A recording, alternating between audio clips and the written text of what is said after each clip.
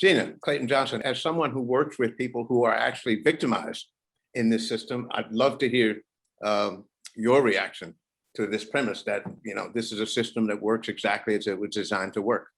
Absolutely. It is a pleasure to be having this conversation with you all, and particularly with my former boss, Rick Jones. It's a hard act to follow to go right after you, sir, but what an honor to be in same space again. I don't have much to add to what was already said. I mean, I 100% agree with the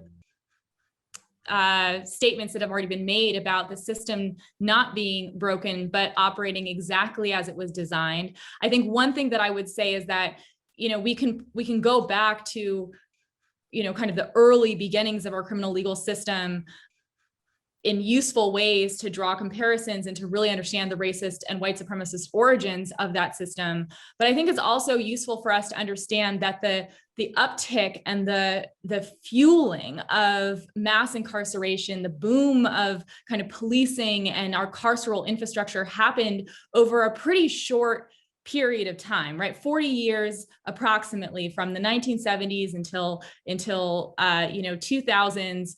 We saw a nearly 500% increase of people incarcerated in prisons and jails in this country.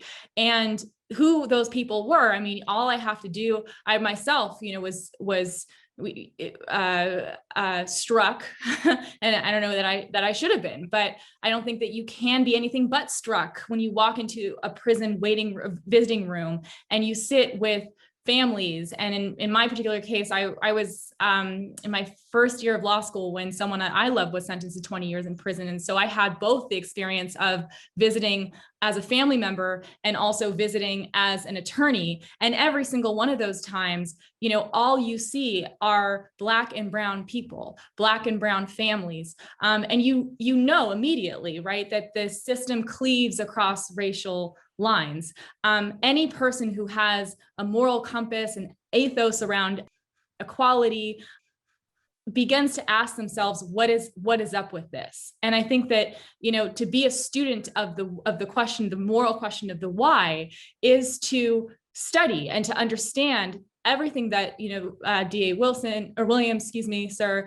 and Rick earlier stated is accurate. Also, though, it takes us back to the 1970s when Nixon, and this is well documented, his administration declared that we would have a war on drugs, right? That's kind of when it started. And then, of course, there was a doubling down by administrations from both parties that followed at local and federal and state levels.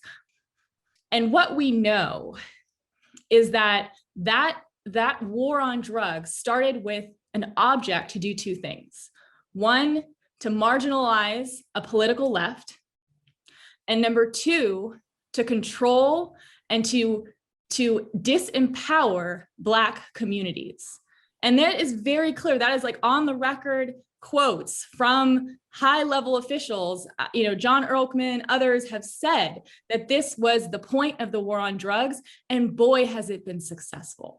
And so I am absolutely of the school of thought that this is that our system of incarceration, our kind of addiction to punitivity, to quote, solve problems, solve for crime, all of those things has really been this outgrowth of a white supremacist agenda that we have to link arms and be committed to ending.